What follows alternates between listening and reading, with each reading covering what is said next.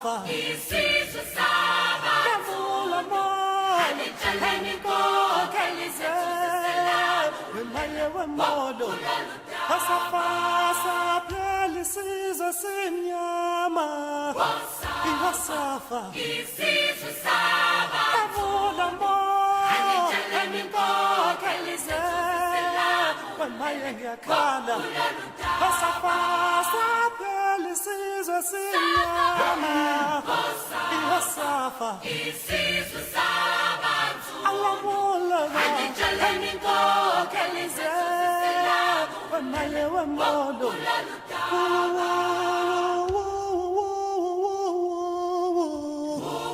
It's a very wonderful Saturday morning, dear listener. It's 32 FM 94.9 and it is Podium o'clock. On this dial this morning, we shall be looking at several issues. What is happening in Ibadan North Federal Constituency? The battle line has been drawn. Few months to the elections. Several candidates are coming out. Who will clinch that ticket? Oyo South, very decisive constituency. Very wonderful senatorial district too. What will be happening from that end? Are the young people going to take over? Time will tell. Before I introduce my guest this morning, I have this to let you know. The ruthless search of money, wealth, success, fame, greatness, and power in Nigerian politics today has stimulated the passion in using various strategies for achieving them.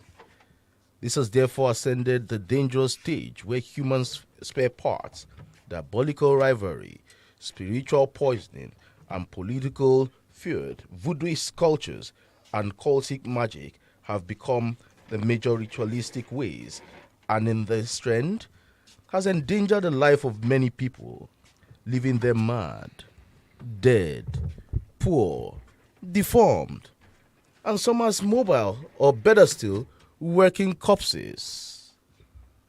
Indulging in voodoo practices is generally now believed as the only way to scale through the dangers of engaging in politics, as political ambition is seen to be a battlefield that needs the strongest warlords in town. With this, I come back to the podium.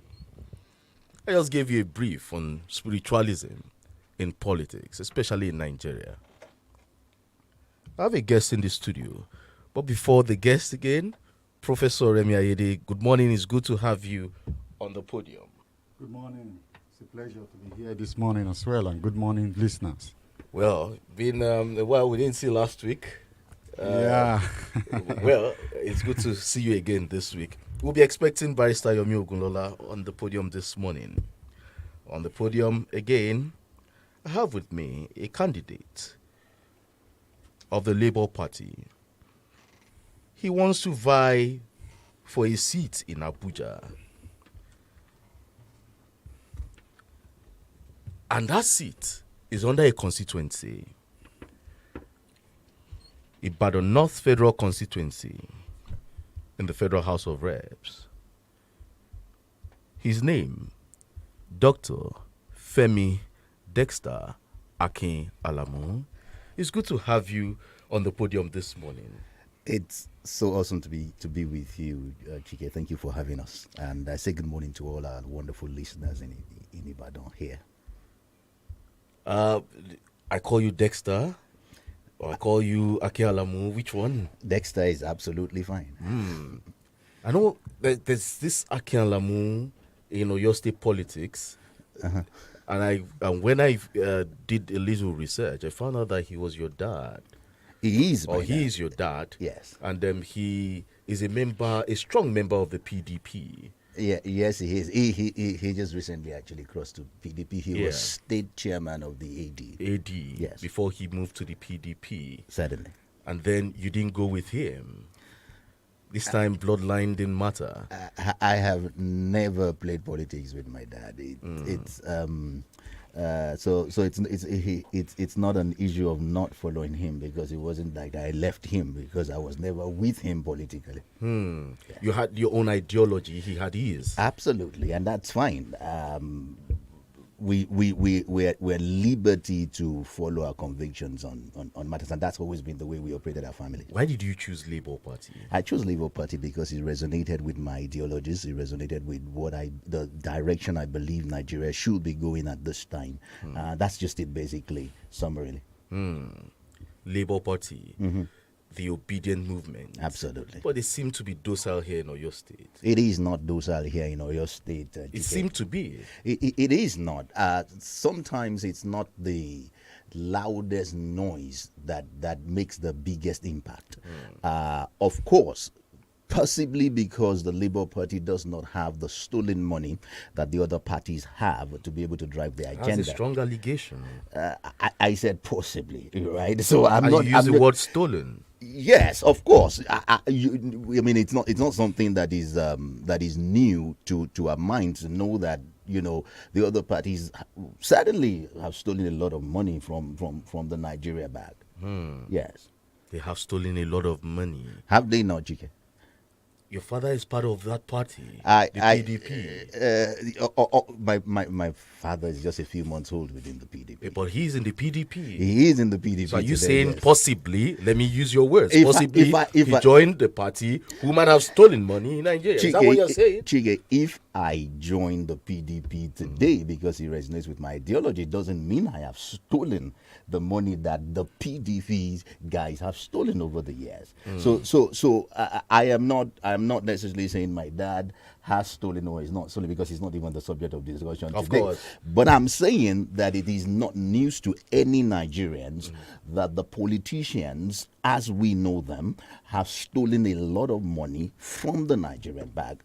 I mean, it's not a big deal to say that, because everybody knows that. It's common knowledge. Prof, you want to chip in something? Yeah, because again, even some Nigerians expect that once you're in government, you should steal some money. And I think it's from that spirit that is making that point. And when you look at the level of government failure, failure of contracts that were unaccounted for, right? Reports that monies were awarded for contracts that were never done. All of this without any serious effort to bring the culprits to justice. Right. I think that has created the general environment and feeling that anybody in power over the last 16 years or 20 years must have helped himself to government resources. And to also buttress that, perpetually we are having, like, look at the case with Ekweremadu now. About 40 properties within and outside the country already being forfeited as a result of the demand of the EFCC. So it's in good stead in making that claim. Okay, if Puff is in consonance with you. Thank you, Professor. Okay, the House of Reps. Yes. Let's start with you now. Okay. You are a preacher man. Yes, among other things. Yeah, you do other things, but basically you are a preacher man. Yes, I am. Most times when preacher men get into politics, they deviate from the ministry, and sometimes they have they become two-faced. Right. Are you also looking at that?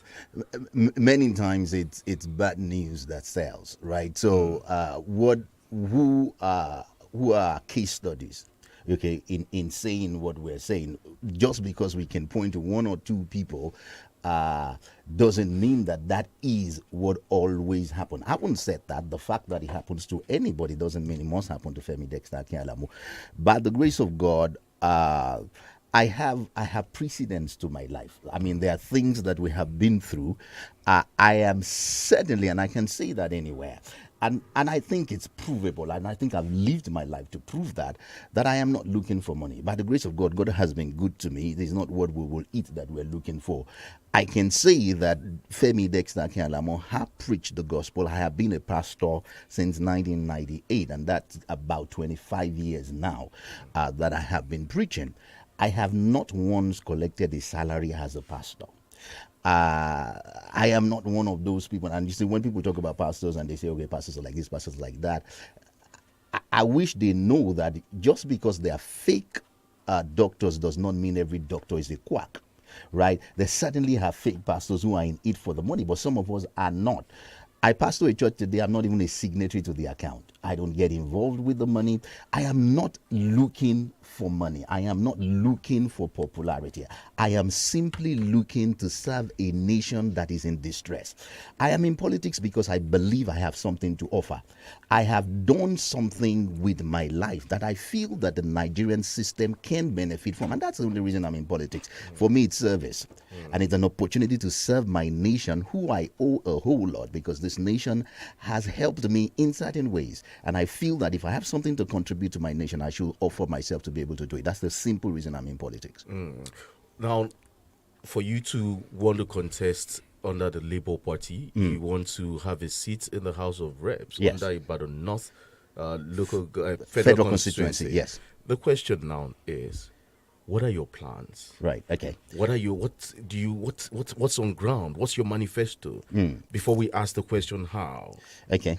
I mean, the simple reason I'm starting my maybe let me not say political career. I've probably been political for a while, but this is the first time I'm contesting for office, and the simple reason I'm starting from the legislative arm of government is because I believe that it is laws where Nigeria is right now. We need laws to put us in the right direction. I think I was here during the week and on another program I was talking about some kind of restructuring that Nigeria needs, whether we like it or not. There are certain laws that must go into the system of Nigeria to reshape the way things are done, right? Nigeria is a country that the rule of law is almost non-existent. Nigeria is a country where separation of power is almost confusing. Right, we have legislative arm doing things that the executive should be doing. So, for example, today the local government is almost terribly useless because most of the things, when you talk about projects within the community, it's the legislative arm that is given constituency allowance to sort out some of this. They say the whole system is almost like some things only happen in Nigeria. Okay, so I believe primarily that laws need to go out to help Nigeria to begin to move in the right direction. It was a law that got us independent. It was a law that shaped a lot of things in Nigeria. And so primarily I have short-term goals and long-term goals. Right. Now, the problem that we have is that we have a country that is now hungry. We have a country with a lot of resources, but people are hungry. So we have to have short-term goals, put out whatever, whether it's the influence of laws, whether the influence that we have to bring opportunities to my constituency is my number one goal, to be able to take economic steps that will help the economy of my constituency, which is full of markets. My constituency is like very, very, very major in Nigeria. There's a business district in your constituency. A very, very heavy business district within my constituency. That's where Bodija markets, where Zango market, there are a lot of markets. Now, also know that education is also major in my constituency. So, primarily, we have to elevate poverty. We have to create structures that will help people economically. You cannot say, for example, of course, also my constituency has a lot of young people because of the schools, the major schools in Oyo State are within my constituency. So we have to open up opportunities for young people. Nigerians are brilliant minds. I lived in the UK for 10 years, and one of the things that I saw was a society that really, really, really helped his people with their ideas, and that's something that we're lacking in Nigeria. People have ideas, things that they want to do, but there are no opportunities. I have ideas, I don't have the provision, I don't have the money to be able to execute my ideas. We have to create such opportunities for people. Education is also major for me. I feel sad at the situation. It's been months, and finally ASU is back at work now. But for years, for months, and actually for years, this has been a recurrent problem. So these issues need to be sorted out. We need to push bills that will restructure the educational system of Nigeria and be able to move and solve some of these problems permanently. All right, we'll continue. Okay. Just catch a little breath. We'll continue after this break. We'll go on a commercial break, and when we come back, we'll look more into your manifesto, your plans, right? And then we'll look more into Ibadan North Federal Constituency. The big boys are there. How do you intend maneuvering? Trying to get the number one spot there. Stay tuned there, listener. Don't go away. Bàbá àdúrà AK-47 Ọlọ́run ti gba ilẹ̀ yẹn fún wa kádojúkọ Genesis of Challenge Ìbàdàn lórí ilẹ̀ tí gbogbo ogun ti ń ṣẹ́ ìsọjí ọlọ́jọ́ mẹ́rin máa ṣẹlẹ̀ lórí ilẹ̀ no more war yìí o. Gbogbo ènìyàn tún yáyà máa bọ̀ níbi ìsọjí ọlọ́jọ́ mẹ́rin tó máa wáyé lórí ilẹ̀ àdúrà tí Ọlọ́run ṣe gbà fún wa no more war grand. Ó wà ládojúkọ Genesis of lẹ́gbẹ̀ẹ́ Adrian Homes gángan Challenge ìlú Ìbàdàn. Àkórí ìsọjí ọlọ́jọ́ mẹ́rin yìí ni challenge your challenge. Thursday on the 17th, Friday on the 18th, Saturday on the 19th, àti Sunday on the 20th November ọdún yìí ni o. Aago mẹ́rin ìrọ̀lẹ́ lọ́jọ́ mẹ́rẹ̀ẹ̀rin. Bàbá àdúrà AK-47 wọlé kẹlẹ́bọ̀ ládìrín olúladé. Olùgbàlejò àgbà àwọn olórin ẹ̀mí tó máa wà ń bẹ̀ ní ológo dídẹ́. Olùsọ̀lá smart. Ìlàjà Akíntúndé Ọlọ́run sọ bẹ́ẹ̀. Káyọ̀dé Omilani. Àti Friday Paul ọmọ abúlé. Ẹ̀pẹ̀ 0066481455. Ẹ̀sùn rẹ̀ ti rẹ̀. Wá challenge ẹni challenge Ìbàdàn. Oh, mo, this year Basira still bad today, oh. Hey. Confirm. Biliki, I better bring me 7 up Wazobo today. See, what you go drink? Oh, shit, J Baba. Hey, you be like say you don't hammer this time, oh. Abi, you won't buy my own joy. No, they whine me. You never sabi. Ground on level, pa.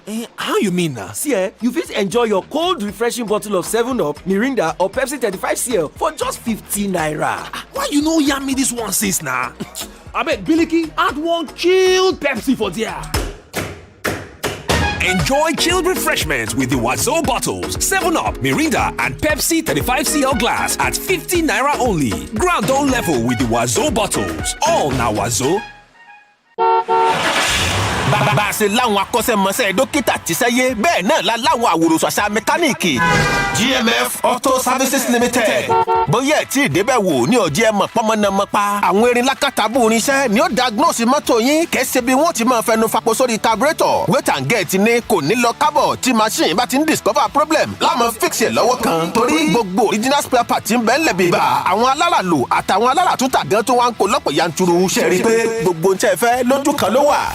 Yes, so our services, the consultancy, diagnosis, key programming, transmission repair, maintenance, spare part sales, plus plenty ogbonge things. GMF Auto Services Limited. Pay for number 3, Oni Lane, beside White House Hotel, behind Boys High School, Labawo, Ogunpa, Ibadan.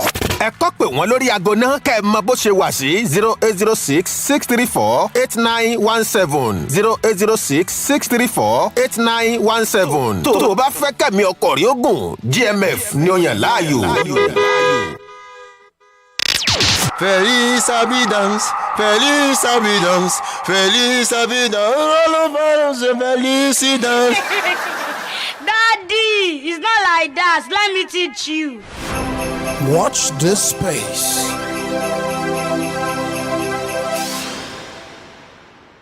Bóyá o agbára gbọ́dọ̀ yìí o. Agbára gbọ́dọ̀ yìí. Ẹ̀yin aládùn àwùjá ní God's Clinic Solution Mountain. Ọlọ́run wòlíì obìnrin Gbẹ́mi Sọ́lá Ibrahim JP. Yóò tó máa rìnrìn agbára. Ṣiṣẹ́ ìwòsàn ojúkọrọjú o.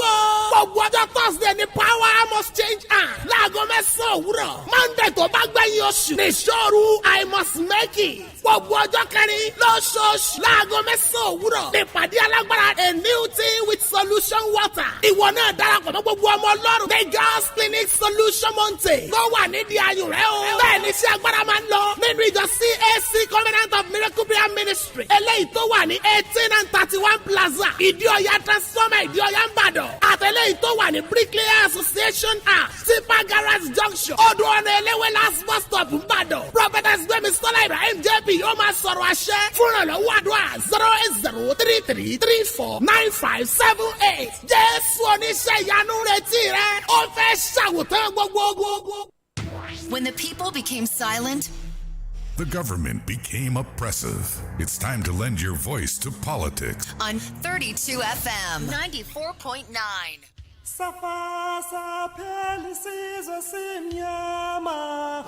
All right, welcome back. It's still the Podium on 32 FM 94.9. And I have with me Dexter Akialamu in the studio. He wants to run for the House of Reps seat in Ibadan North Federal Constituency. Prof, you have one or two to ask him. Absolutely. I was just wondering, from being a pastor to being a legislature, I mean, everything seems to be working for you in terms of the public-oriented character of your activities. But, you know, politics is a different ball game. And I'm wondering, your constituency, as you said, is full of young people, full of businesses and all of that. Right. What's the central program of the Labour Party? Okay, so central. Well, because you are in the Labour Party. Yes. I assume that. Okay. You know your goals and those of the party align. Absolutely. So let me start talking about what we need to do within the Nigerian system. Okay. Personally, there are three things that are important. As we are as a nation, let me start with the economy. Unfortunately, and it's getting worse every day, the economy is collapsing. It's literally on life support. So we need to revive the Nigerian economy. Nigeria is such a blessed nation. The opportunities are there. The things under the ground, we have a lot of the question resources. has always been how. So how does the Labour Party, I mean, for which you are a part, want to do that? So primarily, we have been talking about we need to save cost. There is a lot of things that happen in Nigeria. There are a lot of expenses we're having in Nigeria that we do not need to have. Nigeria has enough money to run Nigeria. Mismanagement, which starts from bad leadership, is part of the primary problem. So we need to sit down. If you look at the legislative arm that I'm going on, for example, there are a lot of pipes to bring money out there that needs to be blocked. In government, there is a lot of expenses, which is there are people who are almost richer than the nation themselves. You know, look at all of the things that we're learning about oil and what has been happening with oil and how much money is being stolen per day from Nigeria's oil revenue. So all of those things need to block. If we are able to block all of these ways by which people steal money, then we can begin to move Nigeria in the direction by which we can revive the economy. That is major. Now, apart from the economy, I also believe that three things need to happen to Nigeria polity. Number one, we need to return the rule of law. Unfortunately, Nigeria has become a very lawless society where individuals are bigger than laws. Individuals are bigger than the nations. There are some people that sit down and believe that they don't have to be accountable. They believe that Nigeria owes them. So we need to return to the rule of law. We need to enforce the rule of law. We need to ensure that there is no single individual that is bigger than the law. Now, apart from that, we need to look at how separation of power, for the sake of checks and balances, works in Nigeria. I had said when I was speaking to CHIKE earlier, for example, there are a lot of things that the legislative arm of government is doing that is not their business to do. I mean, what is, for example, is the legislative arm doing with constituency allowance to do projects? We have local governments. You go into those local governments, those guys need to beg the governor for money before they can do anything. And meanwhile, the legislative arm of government is collecting some money every quarter or so to run projects. It's not their business. We should sit down and make laws that will move Nigeria forward. So we need to look at, there are no checks and balances. At the point at which in a state, the state of assembly guys need to be answerable to the governor. And before they can do, how are they going to check the governor when he's going out of place? So we need to look at our checks and balances. And then literally, and my principal has been saying this over and over again, we need to give Nigeria back to Nigerians. We need to return power to the people. Nigerians are almost powerless in running Nigeria. It almost like, when I get into my conversation, I'm speaking within the grassroots, I always use this analogy of a story I heard of a king. This king was well-to-do, king, and he had a son, and the son decided that he was going to travel. He wanted to know the world. He was just going to go and know the world. And the king said, okay, I gave him some money, and then he went, and then he gave him a servant, and he said, okay, let this guy help you. And the servant went with him, and then after a while, this guy finished spending all the money. And then he called his dad and he said, I'm out of funds. And the dad said, okay, there's a servant with you, send him back. And whatever I have for you, I will give it to the servant. So I asked them. Now the servant went and brought money to the guy. Has this servant now become ruler over the prince? That's the question. Absolutely no. But that's what we do in Nigeria. The people who are civil servants, who we send to go and collect what is legitimately has, now become rulers over the people who are the real princes. And that's what we find in Nigeria. Sister, people like me who are going into government are only servants. We are there to serve people. And until Nigerians themselves realize that our governments are not our rulers, they are our servants, things will not begin to change in Nigeria. I think I'm talking too much. Yeah, because I was just thinking, yes, these things are very fine talk, but in the realm of politics, you are going to face the hard fact. Absolutely. In the field, for instance. Absolutely. Of spending money. That I'm already facing. Aha. Yes. So, and without that, it's virtually going to be impossible for you to make a headway. Absolutely. After investing so much energy and effort and you win, do you think you will still be talking like this? The truth of the matter is, I am not one of those that I'm a realist. Yes, I'm very pragmatic. I do not believe that election in any part of the world can be won without expending money. It is important to do what we want to do. I think what I am against and what we are against is to be able to buy people's conscience with money because we have access to money. We have to be able to do what we need to do. And for me, I've always been interested in public good. I've always used my personal money to be able to serve my community in whatever way I can. I am able to say... But the Labour Party has no structure. Labour Party had no structure. Ẹni tó bá fojú àná wò kú, ẹbọra ló máa bọ́ láṣọ. You have to translate that. So I have to translate it. Yeah. What I just said is that the guy who is using the eyes of yesterday, so that's literally Yoruba translation, yeah, who is in the eyes of yesterday to look at the dead, it is ghosts that will strip him naked. And I think that's the eye a lot of people are using to look at Labour Party. Labour Party had no structure. We are blessed in this election to be the election where we did our primaries long before the election. So we've had a lot of time to build those structures that people said we don't have. As at the time that some of us entered in the Labour Party, there was no structure. But that's not the case today.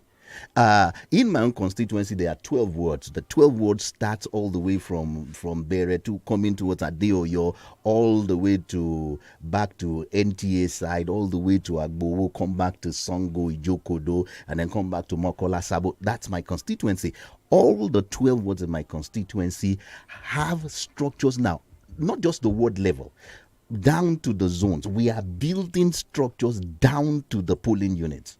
You know, so I tell people you have the resources to sustain those structures. Femi Dexter Kialamu is the next honorable representing Ibadan, not federal constituency, by the special grace of God. Okay, what you just said now, yes. I want to take you up on that. Please The last thing you just said. Now, yes. That you are alluding to the fact that you are the next honorable for that constituency. 100%. What has God told you? It is not about what God has told me alone. It is strictly about the fact that who is the most qualified candidate. We should not choose candidate based on sentiments. You might be qualified based on but competence. You might be qualified. Character. You might be qualified yes. based on all these. Yes. But has God spoken to you? I'm also saying to you, Chike, that apart from the fact that people are tired and are going to make these decisions based on people and not parties, they're going to look for who can serve their people. And also the work that we are putting. In my constituency today, none of the candidates is putting the work that I'm putting there. I am every day in the grassroots speaking to people, helping people, doing whatever I can do. I have done that for years. People are not blind. You are the people anointed are not one, foolish. right? I am not talking about the anointing, Chike. I am talking I want about the realities and the practicalities of things on you ground. pastor a church. Yes, I do. And in your church, you have a combination of, you have different individuals with different political thoughts. Absolutely. Different political affiliations. Which I respect. Now, the fact that you are I not... hope you won't be one of those men of God. I will tell your church members, if you don't go towards this angle, then we expel you from the church. No, why would I? I respect... This is politics. I respect whatever everybody's ideology. I told you my dad, who gave back to me, who were close. I was in his house with him last week, Saturday. So we separate ideologies from ties. These are family ties. We'll always be family ties. Blood is always thicker than water. We are together. But I don't exactly agree with your school of thought with regards to politics. It doesn't stop us from being friends. It doesn't stop me from pastoring anybody who decides I am shifting towards a different ideology politically, right? I will share with you what I think. And the fact that we're not in the same political parties doesn't make us enemies. If we also realize...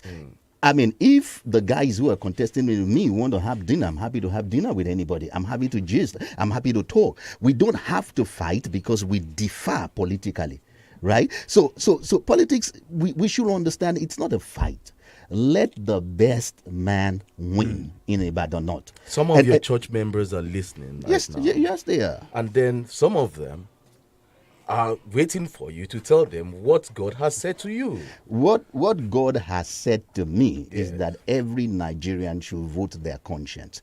Every Nigerian should do what they can defend in their conscience. They should look at all the candidates from the presidency all the way to the State House of Assembly. We're talking about Femi Dexter Alamo. Femi Dexter Akin Alamo.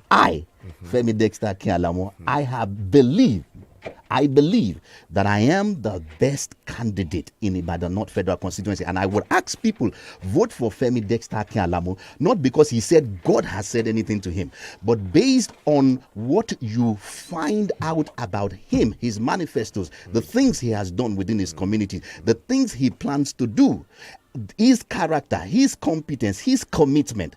Vote for him based on that. Prof. Remi Ayede. You know, I tend to agree with the perspective that he has taken, because we say the voice of the people is the voice of God. Yes. So let the people decide. They will be the bearer of the voice politicians, especially the preacher men, they are trying to be very careful so that you don't fall into the trap of a certain preacher man who went and said the president is number 15 and he is number 16. Yeah. That God told him, and eventually. And it's not alone. There are others who also said that he didn't get any votes during the primaries. No. So maybe he didn't listen well to God.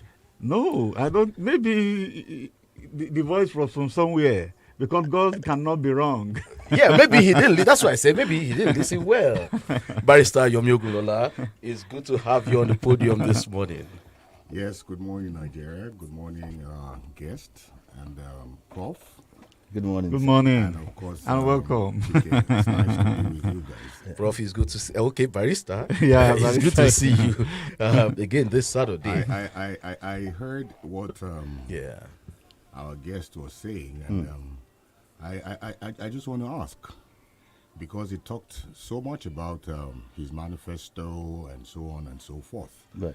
But in a community where that appears to be most irrelevant, where what determines who wins an election is how well you are able to take care of the stomach infrastructure. Right.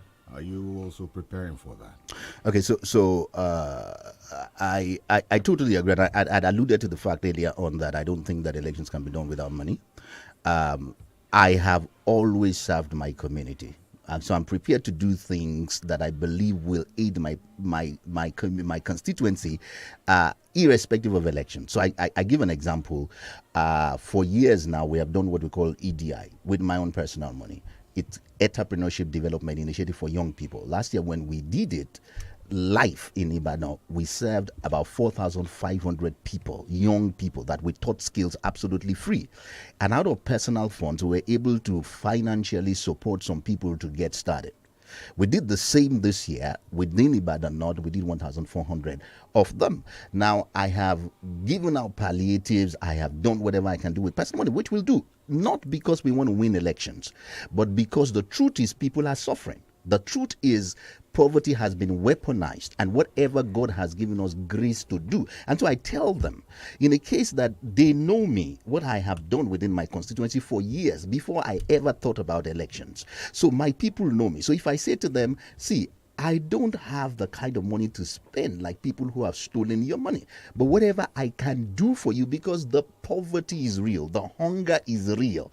And many times you can blame them. You cannot be talking to an hungry man about the fact that I'm going to make laws. You know, in their head, who cares about the laws? What are the laws that have been made? So whatever we need to do, and God has granted us grace to do, by the grace of God, I have never in my entire life, and you know, myself and Chike were talking earlier on, I come from a political household. So I'm not far to government, right?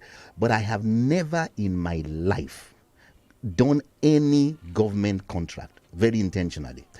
My dad is in government, not from him, not from the governor, who was the person. We started a satellite company, Enya Honey was the person personally that came to inaugurate that or open it up, or whatever the word is. I did not collect an envelope from Governor Sheyi Makinde. I don't have any political money inside my pocket.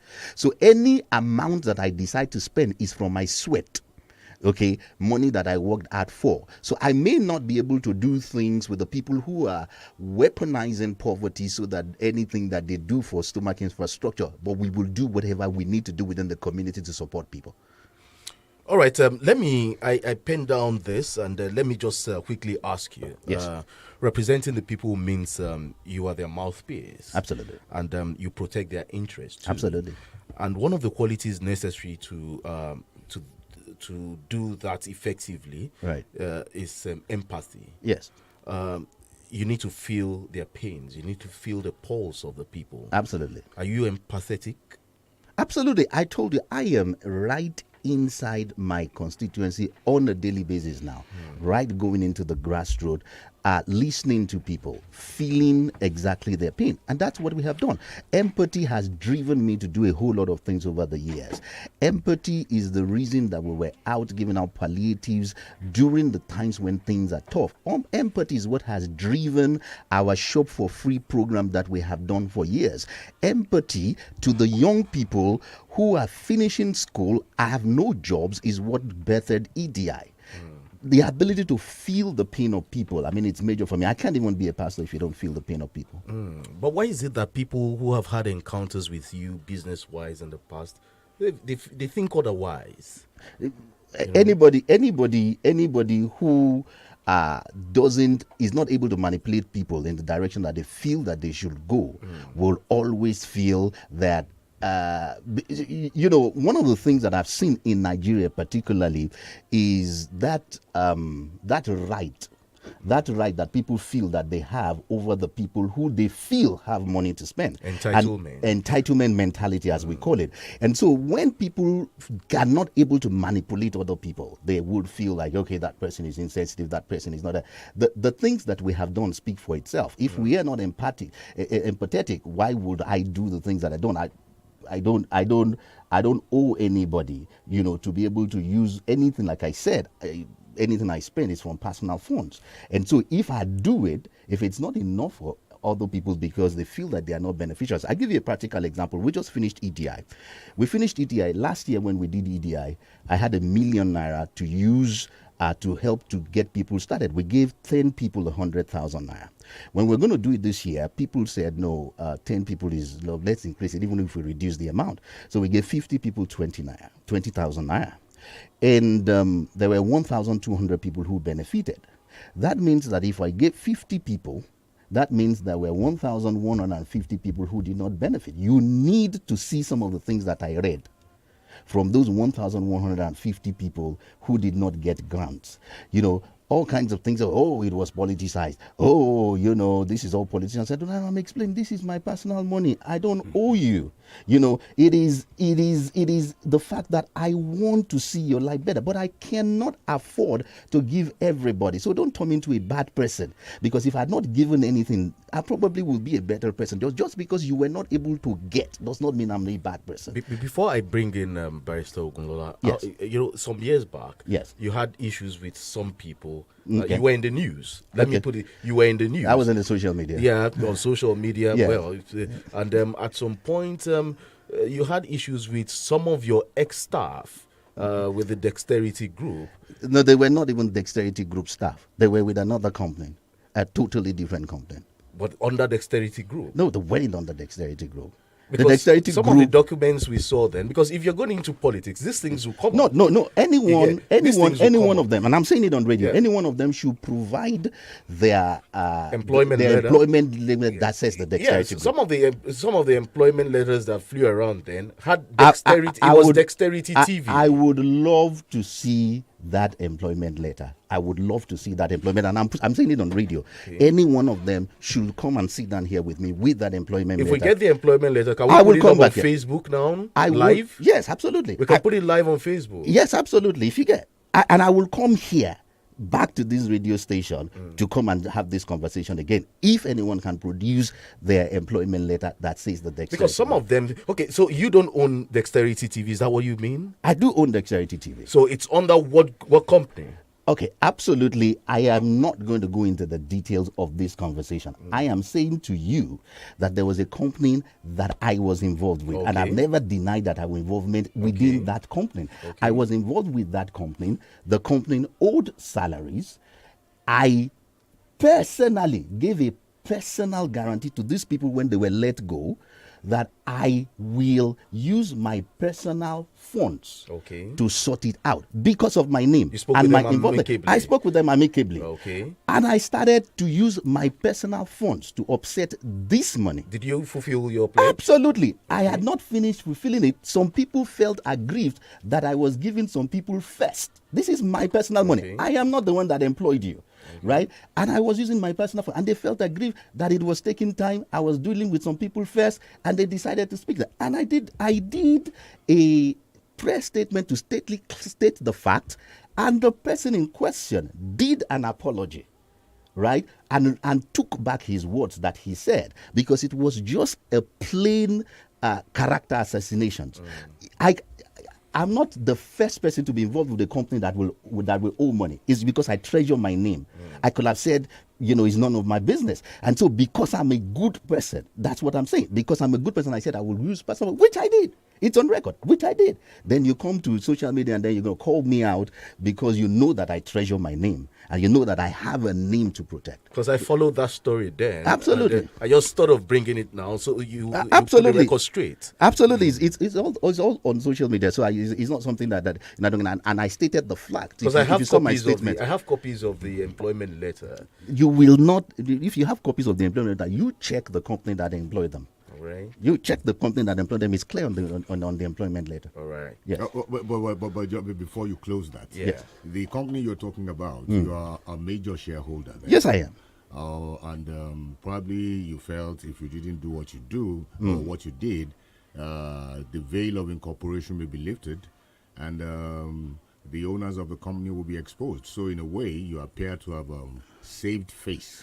I appeared because, you see, I was involved in the company and I have a name to protect. Now, I'm not the only one involved in the company. So the question is, if you're going to call people out, then call everybody who is part of the company.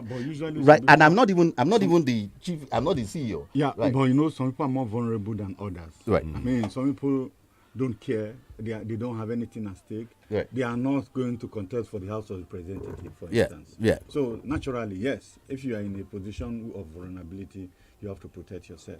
Absolutely.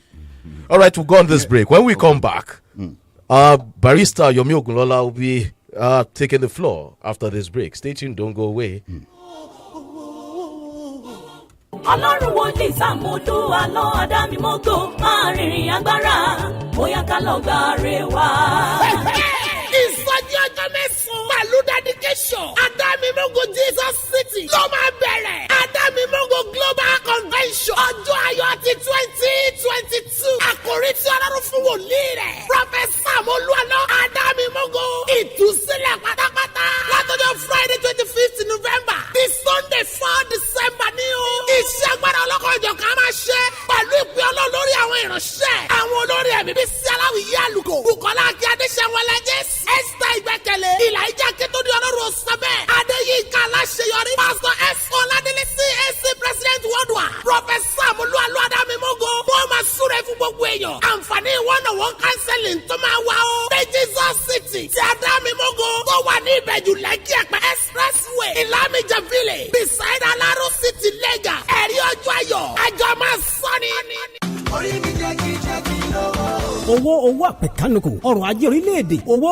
according to Bill Gates, the future of money is digital currency. ǹjẹ́ o mọ̀ pé agbára ìmọ̀ ẹ̀rọ technology ti ń yí ọwọ́ owó náà padà kúrò ní pépà àti kọ́ìnsì àtọwọ́dọ́wọ́ máa lọ sórí digital currency tó ti jẹ́ àtẹwọ́gbà káàkiri orílẹ̀-èdè àgbáyé lórí blockchain technology. ẹ̀yin ènìyàn nílùú Ìbàdàn ìpínlẹ̀ Ọ̀yọ́ àti agbègbè rẹ̀ Mytonia Global Solutions ti ṣe àgbékalẹ̀ ìdánilẹ́kọ̀ọ́ alágbára kan ìyẹn mega seminar tí yóò mú wa tẹ̀sí bí ayé tẹ̀sí lórí ìṣípòpadà ọwọ́ náà àti ọrọ̀ ajé lágbàáyé leveraging blockchain technology. àwọn ọ̀jọ̀gbọ́n onímọ̀ ìjìnlẹ̀ nípa ọrọ̀ ajé nílẹ̀ yìí àti lókè òkun ń bọ̀ wá láti wá dá wa lẹ́kọ̀ọ́ lórí kíni Zenith and Tupan technology ń ṣe lórí ìyípadà owó lágbàáyé. Behold, the next set of millionaires won't emerge from oil and gas, but from those who invested in digital money. This seminar comes up on November 3rd, 4th, and 5th by 10 a.m. daily. Venue MOF 21 Adéọ̀yọ́ bus stop Ring Road Ìbàdàn. Fún ìbéèrè síwájú sí ẹ pè 08066666481 08066666481.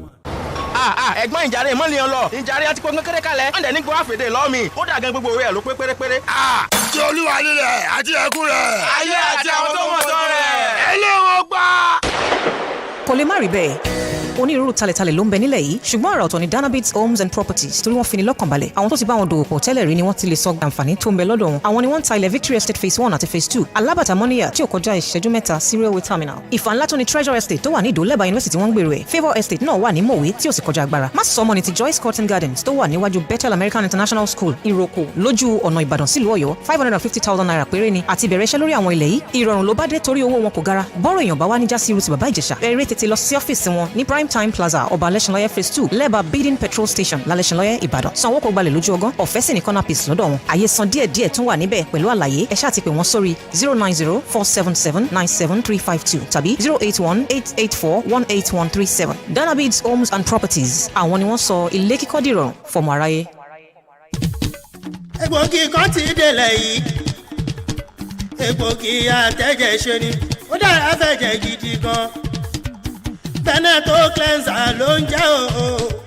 Veneto cleanser ló ń jẹ́ o. ojú rẹ̀ ṣàǹjọ̀lọ̀ lójoojúmọ́ kí làṣírí ẹ wà rí.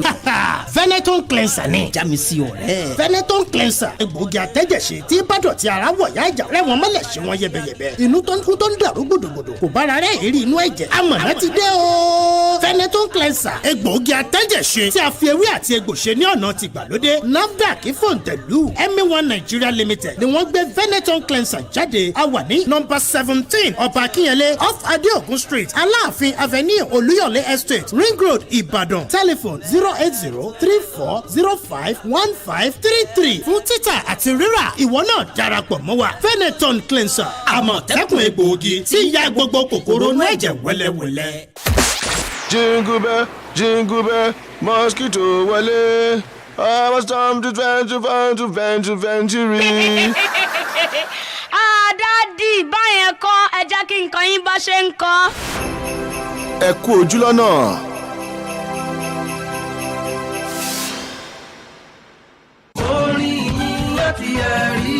kì í ṣòní ó ti pẹ́ gan tọ́lọ́run alàyè tó lànà láàrin aginjù tó sì tún pín òkun pupa níyà ti ń gbẹnu comrade Taiwo Aládé Apostle Tèkóbọ̀ sọ̀rọ̀ agbára lórí afẹ́fẹ́ tí àwọn oníkòjìpò ènìyàn sì ń tipasẹ̀ rẹ̀ jẹ́rìí sí àmì àti ìyanu orin ìyìn àti ẹ̀rí rẹ̀ ẹ jẹ́ ká pàdé Apostle Tèkóbọ̀ nínú agbami ìyìn èyí tó ń ṣàtọ́kùn àwọn ẹ̀rí kọ̀ǹgbẹ̀kọ̀ǹgbẹ̀ ní ìkànnì 32 FM 94.9 ní dédé aago 9 sí aago 11 òwúrọ̀ 9 to 11 a.m. ní gbogbo ọjọ́ Sunday níbi tí ìyìn yóò ti máa pe ẹ̀rí ránníṣẹ́ sáyé oníkòjìpò ènìyàn tí ẹ̀rí yóò sì máa fọ̀hún yẹn nígbà tí a bá ń fi orin ìyìn fawọ́ Ọlọ́run wálẹ̀ fún iṣẹ́ agbára abala àkọ́kọ́ lórí ètò ni abala yíyin Ọlọ́run níbi tí ẹ̀rí yóò ti máa fara abala ẹ̀kejì ni abala tí a yà sọ́tọ̀ fún àwọn opó àti àwọn àkàndá ẹ̀dá abala ẹ̀kẹta ni abala ǹjẹ́ ìwọ mọ bíbélì níbi tí a ó ti máa ṣe àtúpalẹ̀ ọ̀rọ̀ nínú bíbélì yálà láti inú èdè Hébérù tàbí Gíríkì ìpàdé dọjọ́ Sunday ní aago 9 sí aago 11 òwúrọ̀ lórí ìkànnì 32 FM 94.9 comrade Taiwo Aládé Apostle Tèkóbọ̀ ti wà ní 32 FM 94.9 orin ìyìn àti ẹ̀rí rẹ̀ ìwọ lẹ̀rí kàn. ó ti jẹ́ òṣìṣẹ́ 32 FM 94.9 màá bẹ̀rẹ̀ sí ní ṣiṣẹ́ pẹ̀lú wọn ní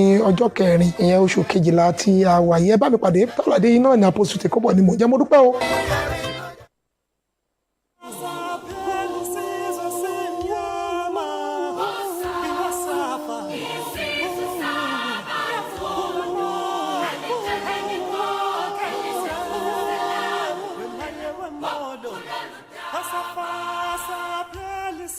All right, welcome back. It's still the Podium on 32 FM 94.9. Barrister Yomi Ogunlola. Before I give you the floor, those sending me private messages on WhatsApp, kindly stop doing that. Just join the conversation. The phone lines are open. Air your views on air. 0705 500949 and 0809 700949. The guest is still here. He'll answer any of your questions. Don't direct questions to me on my personal WhatsApp handle. And let me make it absolutely clear. Today, the Dexterity Group employs about 60 people. The facts are there. Our office is in Ring Road. Anybody can walk in and fact check on what I say.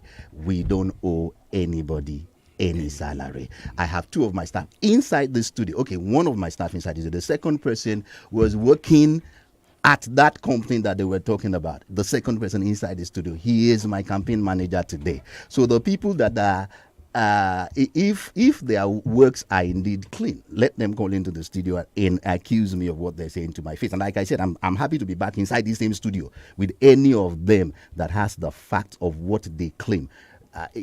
He's the person who started this. His Facebook page is clear. He apologized on this matter because he knows the facts of what he was saying. Hello, good morning.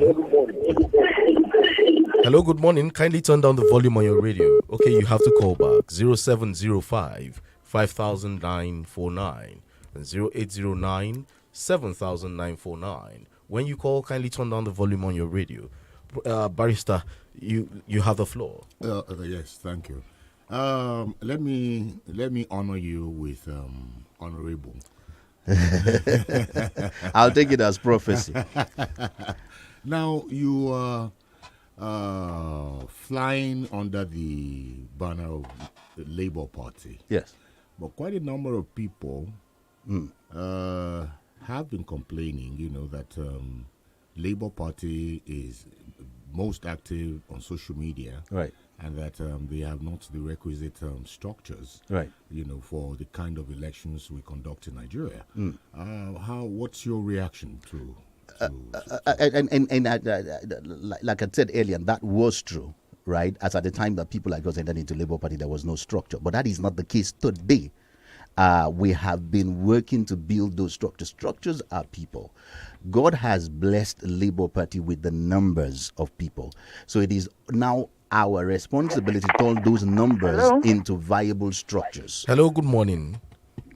Hello, good morning. Your name and where you're calling from? My name is Bolanle and I'm calling from Uliole. Bolanle from Uliole. Let's have your thoughts this morning.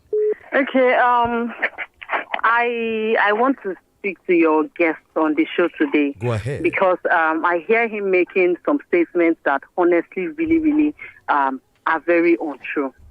Now, a business went down.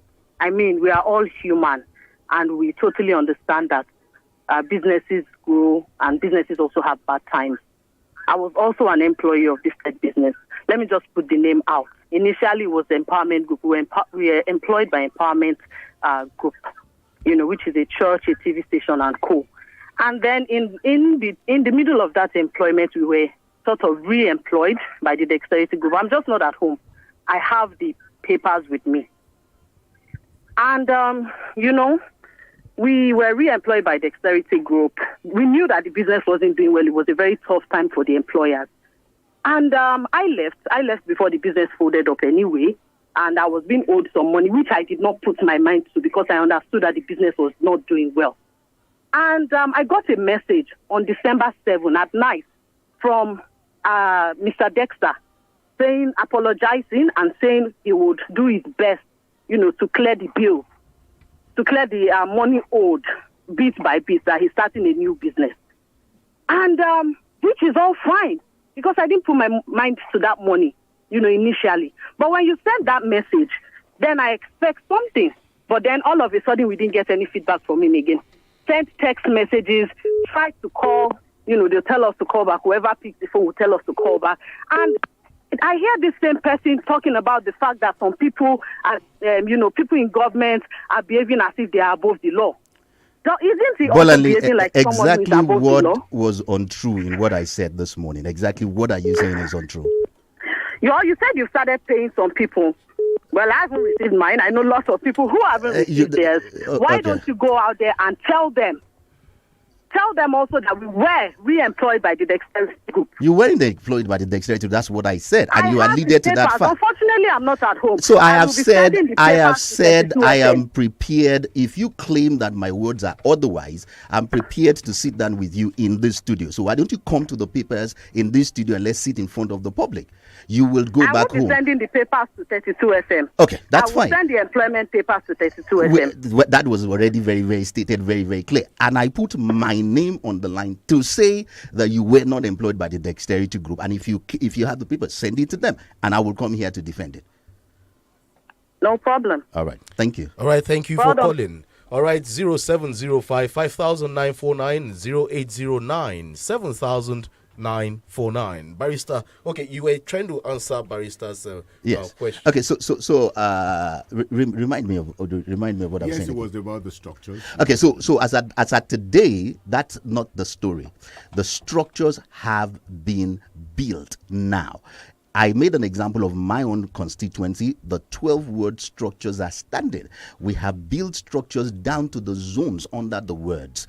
We are now building structure down to the polling units. Okay, so yes, those structures did not exist, and I said jokingly before that it's more of a situation where they said that he who uses the eyes of the past to look at the dead, and that's exactly what will happen in this election. We literally will shock people with the results that will come out. And I said jokingly before, the dark-skinned guy in this studio, I'm definitely going to unseat the incumbent, and I am the next Federal House of Rep, honorable for Ibadan, not Federal constituency. The incumbent is Akinremi Jagaban. Yes, I believe so. And you have Larry Sarumi of the PDP. Certainly. And you are coming to contest against these big elephants. I am not a small elephant. In quote. I'm not a small elephant. In quote. I am a bigger elephant. You're a bigger elephant. Yes, that's why I am going to knock them out easy. Yeah, and I say this, I know you'll try to quote me on what God has said. I say that based on certain parameters. People are tired of people who just talk. I'm saying I'm happy to sit down with any of those guys and let us see what we have done, what we plan to do, and who has the best plan for the constituency. And I say that because I have listened to those guys, I have checked what they are presenting, and I know Femi Dexter Kialamo, and I'm saying that I am winning that election because I'm not a small elephant. Yes, okay. Let me ask you another question. Yes. You are contesting to take a place in the Federal House of Representatives. Yes. What do you think is the role of the Federal House of Representatives? Yes. In the political dispensation we're in? That's number one. And number two, how do you think your membership of the House of Representatives can positively impact on the people of that constituency? Okay, so I think the role of the legislative arm of government, it's clear. We're meant to make laws, and that's a fundamental part of the three arm of government. Unfortunately, I alluded to the fact earlier on that there are certain things that the separation of power is not very clear in Nigeria. The way we run power is very strange. So I believe that laws are very important. It was a law that made us independent. It was a law that turned us into a republic. It was a law that has done a whole lot of things in Nigeria. In the direction that Nigeria needs to go, we need to use laws to begin to shape a nation and to begin to move Nigeria in the right direction. So that's that on one side. However, I had said earlier on that I have to come up with short-term plans because the state of our nation, for want of another word, is terrible. Nigeria is literally on life support. People are hungry. And so who do you start talking to about laws when they need to eat tomorrow and they don't even know what they're going to eat in their next meal? So we need to create opportunities. I need to create economic opportunities. I have a very vibrant economy, a very vibrant economic space within my constituency. And it becomes very, very important to create opportunities for them. People have ideas, they need funding. People need to scale their business. There are market women who are operating at a small level who can actually scale and be at a bigger level. We need to create opportunities for them. Are you saying that being a member of the Federal House of Representatives, Yes. you will have such powers to create I those. would have such influences to be able to drive, whether it's investments, to be able to create opportunities for loans and open opportunities for grants for my people. I would have such influence in and I intend to use it for the benefit of the economy of my constituency. All right. Thank you, Femi Akin Alamu Dexter, for featuring on the podium. We have to go to another segment of the podium now.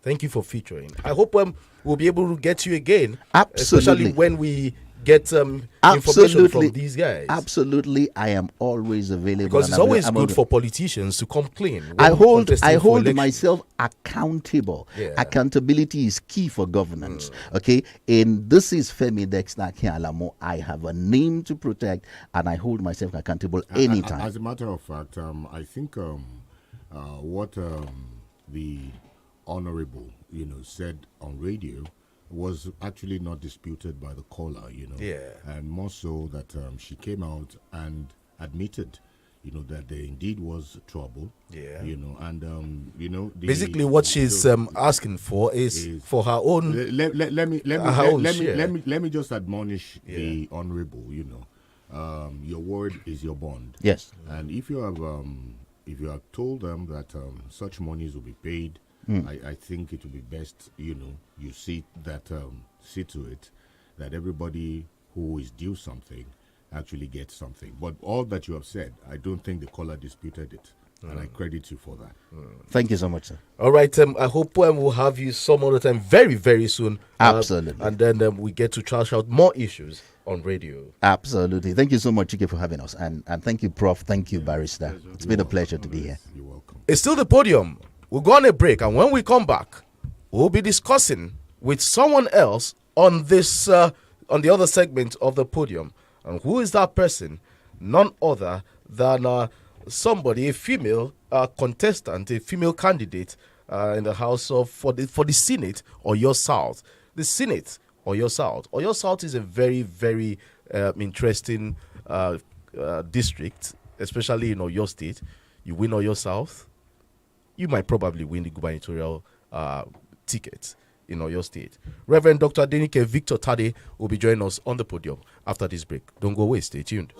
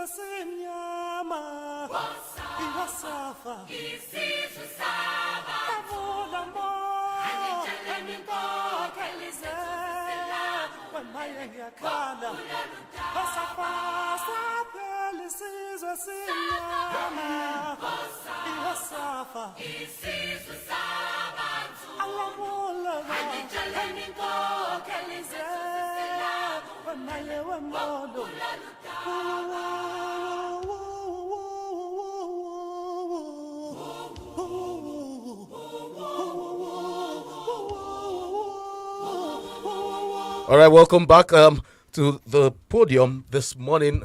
Before the guest comes in, let's look at one or two issues. Prof, I just saw a story now from one of the dailies this morning, and it's saying that Unijust commences indefinite sit at home over October's salary, and they're accusing Ngige.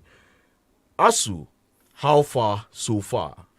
How far so far? I think we are in the court of the public, and what ASU has demonstrated is the willingness to be flexible, to obey the law, and to expect the government to do its part. What has happened was that when the alert started coming in a few days ago, we realized that it was half payment for the month of October. So people got really upset. Okay. And then, normally WhatsApp messages all around asking, what did you see? What did you notice? What was the situation? What is accounting for this? And then we also got the information about what transpired in Usman Danfodio University, where some academics not only got full payment, they also have the backlog of arrears paid to them. And we still take it as. Do you find out if those were those people are part of the CONWA, the new? No. It has nothing to do with CONWA at all. Okay. What they said was that there were some of them who are part of medical group who at one time in an interview with channels or Arise Television claimed that they were going to work and that they were not part of the strike. But ASU from Udus came out to say that Ngige's claim in that interview was not correct. But somehow they said he wrote a letter to the Accountant General's office asking that some specific people should be paid.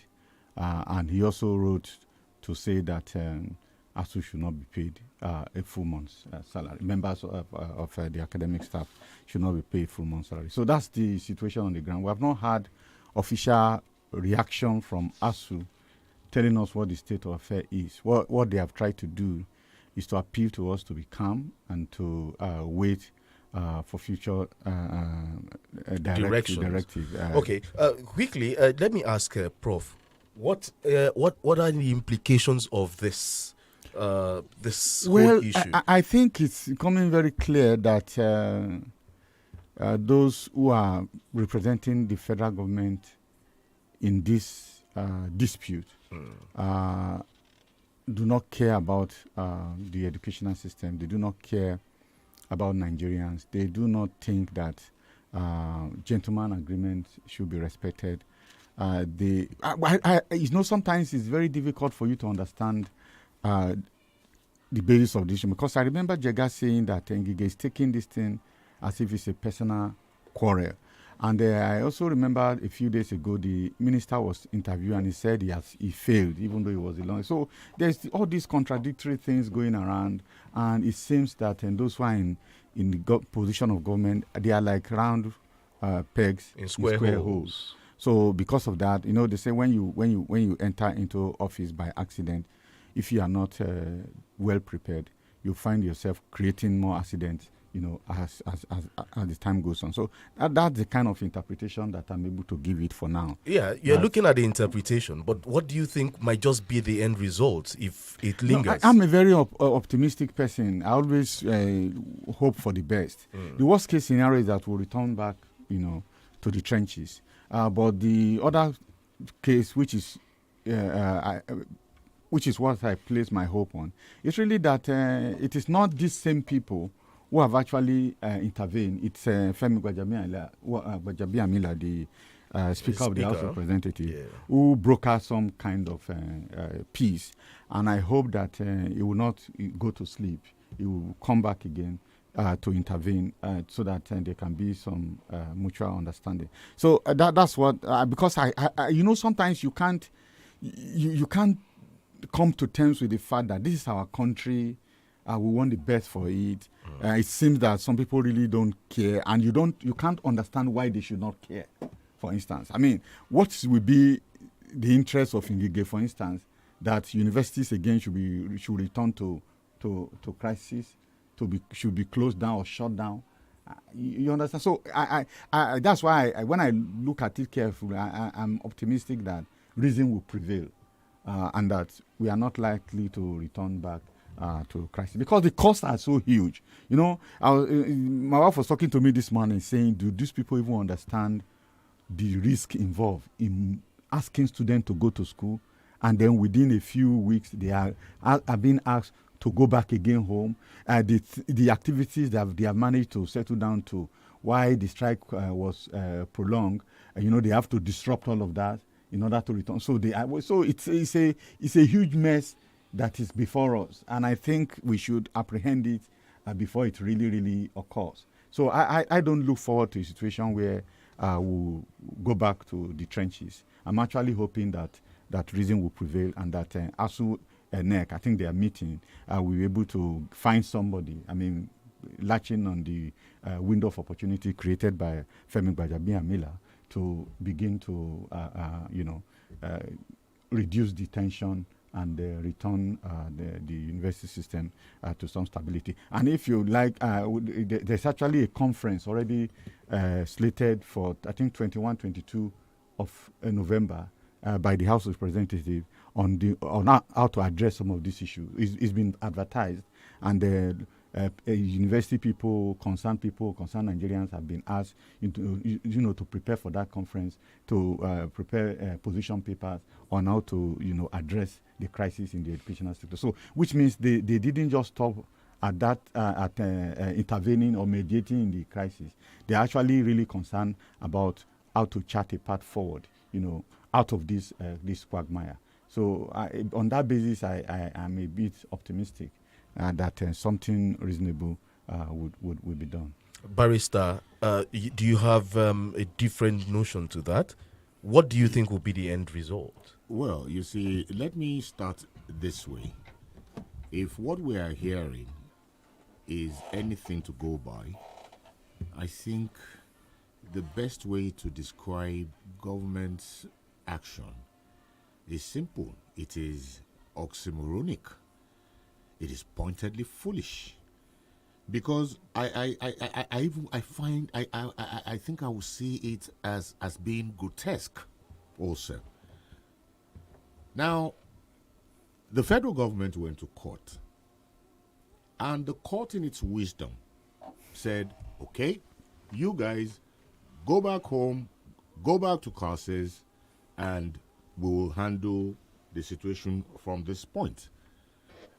ASU has yielded to that admonition and has gone back to course. I am now asking myself, the one who vainly invokes the aid of the law is transgressing the law. Why should that be so? What kind of a country is this? The children have been at home for 8 months, and then you are stirring the hornet's nest again?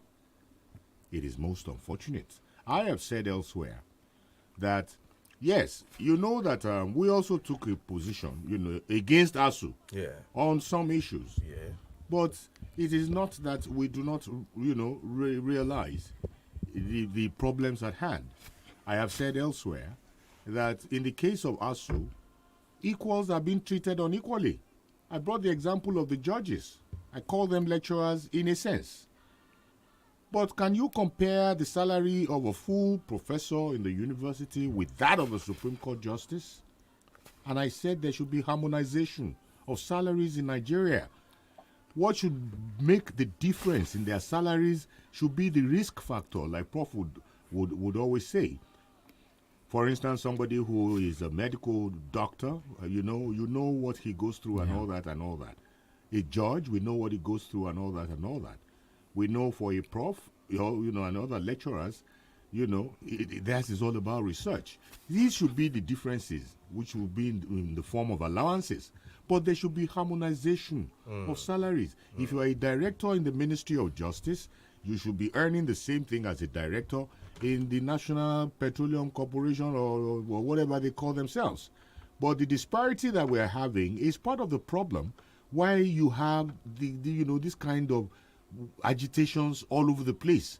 I always say this. A full general in the army is earning 1.5 million naira a month, when a sleeping senator goes home with over 35 million naira per month. But maybe when they come out and tell us what the real thing is, we will know. That is not good enough. That is not how to build a country. So I just hope, that wisdom will prevail, and they would ensure that ASU does not return to the trenches. Prof, were lecturers deceived?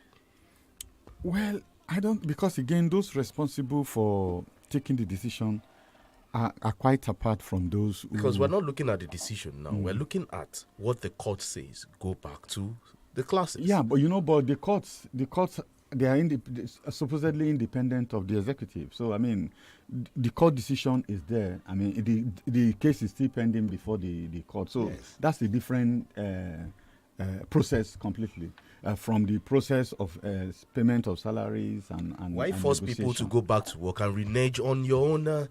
That's the point I'm making. That it's not the court that has reneged in its role. No, not the court. The government. Yeah, but the government did not force us. We obeyed the courts. So I mean, we should distinguish. But somebody took you to court. It's the government. That's what I'm saying. They did not promise the court that they are going to pay. They didn't.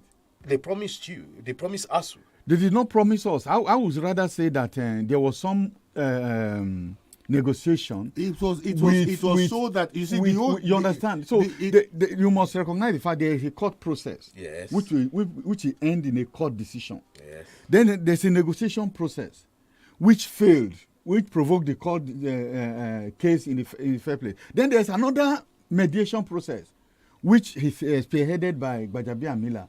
It is to the agreement with Gbajabiamila that this government has reneged in its commitment. Because Gbajabiamila got them to agree, one, that they are going to pay the arrears, two, and then they are going to pay our salaries if we return to work. Yes. It is on the basis of it is the Gbajabiamila arrangement, which is actually the opportunity, the window that opened for the case for prompt return of students to school and prompt return of lecturers to the classroom that is collapsing now. And it's very unfortunate. Baja's mediation gave hope to the lecturers. It's not just to the lecturers, to every party involved. I'm telling you. And then they went back to school. And we all went back to school. And at the end of the day, those that agreed with Baja, those that agreed with Baja's mediation, are now relying on their. You see, the whole thing. It's bewildering. That's why I was saying that I can't bring myself to understand what they stand to benefit from this new move, which is completely contrary, to the spirit of negotiation, to the mutual understanding that, the university is not for lecturers only. We must just as the government is not for the ministers and those who are in power. The whole affair is appearing discombobulating. Let me use that word. All right, Barrister, can you kindly break it down?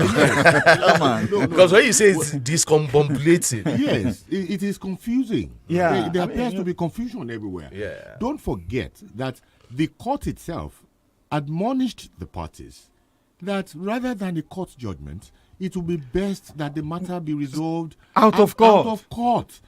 And one would have expected, that a responsible government, because Buhari said it during the Jonathanian years, that a government that does not dialogue with ASU is an irresponsible government. Absolutely. Is this government showing itself to be as irresponsible as Buhari had alleged of the Jonathanian administration? Because I don't understand what is happening. The court said go and sit down and negotiate with these people. These people have their grievances, and those grievances should be addressed. What is happening? You remember some time ago when Barrister was saying we should go court? I said no. Collective bargaining is the appropriate measure. So you start with the bargaining process. If it doesn't work, you go into mediation. If it doesn't work, you go into arbitration. If it doesn't work, before you go to the National Industrial Court. So there are processes steps that are taken. So we were thinking that, in fact, Miller's intervention was a very good opportunity to give everybody a soft landing. Create an opportunity for them to be peace. You have not paid them their arrears. Yes. All right. Like I said somewhere else that look, the tradition has always been that when lecturers go back to school, the arrears will be paid. Now, you have not even touched the issue of the arrears. You are paying them half salary. Some will say the strike was called off on the 18th of October. 14th. On the 14th of October, which is close to half of a month. Yes. And now you are saying they will be paid half.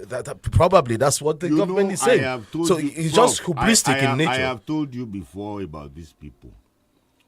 They don't like academics because they know that those who are educated. Academics is not just about the lecturers; it's also about students. It is not even about students alone. It's about also it's about the intellectual production of this country. They don't like us. They like all the agberos. Absolutely, that's what's going on in Lagos. Are you saying the government seem to be hubristic in nature, showing arrogance? Of course. What else are you talking about? They are power drunk. They are power drunk. Let's go on this break. They don't like us. They know that we were always here condemning them, criticizing them. They don't like it. Let's go on this break. When we come back, we'll open the phone lines. What are your thoughts on the ASU and federal government imbroglio right now? Salaries have been paid in halves. Prof just alluded to the fact that some got their full pay. Some universities in the north got their full pay. But let's not look at some regional, let's not look at the regions. Just one. Just one university. He just mentioned the university. But the conversation continues after this break. Stay tuned, don't go away. Babadura AK-47 Ọlọ́run ti gba ilẹ̀ yẹn fún wa kádojúkọ Genesis of Challenge Ìbàdàn lórí ilẹ̀ tí gbogbo ogun ti ń ṣẹ́ ìsọjí ọlọ́jọ́ mẹ́rin máa ṣẹlẹ̀ lórí ilẹ̀ no more war yìí o. Gbogbo ènìyàn tún yáyà máa bọ̀ níbi ìsọjí ọlọ́jọ́ mẹ́rin tó máa wáyé lórí ilẹ̀ àdúrà tí Ọlọ́run ṣe gbà fún wa no more war grand. Ó wà ládojúkọ Genesis of lẹ́gbẹ̀ẹ́ Adrian Homes gángan Challenge ìlú Ìbàdàn. Àkórí ìsọjí ọlọ́jọ́ mẹ́rin yìí ni challenge your challenge. Thursday on the 17th, Friday on the 18th, Saturday on the 19th, àti Sunday on the 20th November ọdún yìí ni o. Aago mẹ́rin ìrọ̀lẹ́ lọ́jọ́ mẹ́rẹ̀ẹ̀rin. Bàbá àdúrà AK-47 wọlé kélébọ̀ ládìrín olúladé. Olùgbàlejò àgbà àwọn olórin ẹ̀mí tó máa wà ń bẹ̀ ní ológo dídẹ́. Olùsọ̀lá smart. Ìlàjà Akíntúndé Ọlọ́run sọ bẹ́ẹ̀. Káyọ̀dé Omilani. Àti Friday Paul Ọmọabúlé. Ẹ̀pẹ́ 0066481455. Jésù rẹ̀ ti rẹ̀ wá challenge ẹni challenge Ìbàdàn. Jingle bell, mosquito wale. I was time to venture. Dádì báyẹn kọ́ ẹ jẹ́ kí nǹkan yín bá ṣe ń kọ́. Ẹ kú ojú lọ́nà.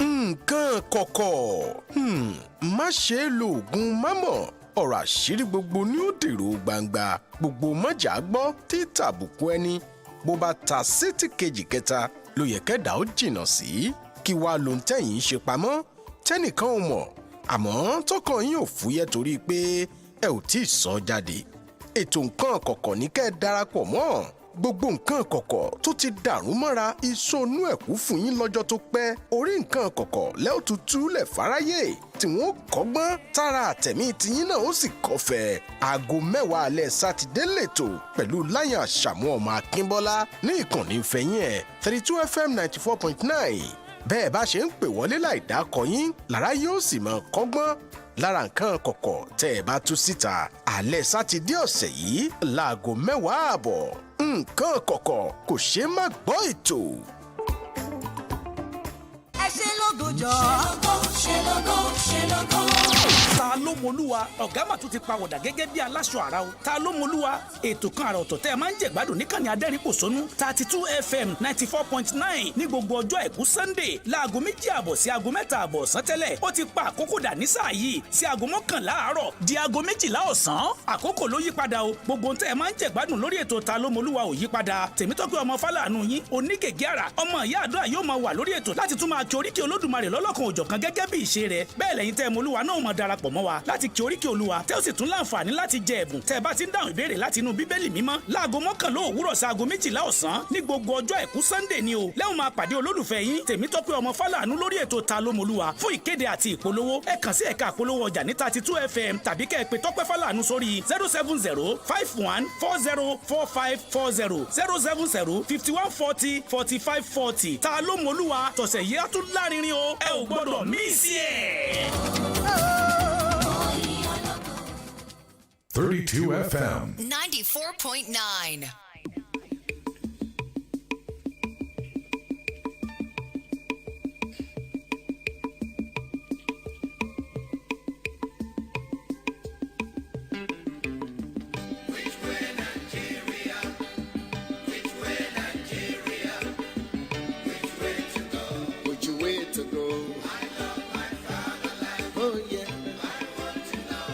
I want to know which way Nigeria.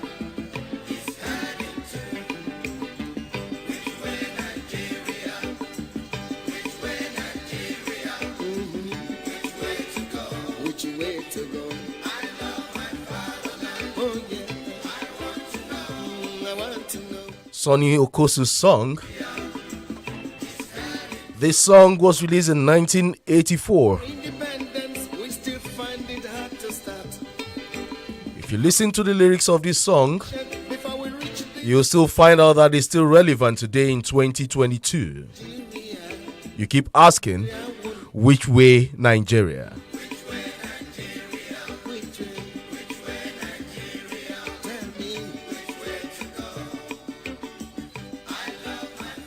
Well, Prof, we just need to call for calm for students and even lecturers. Let's see what ASU, the national body, will come out with this week.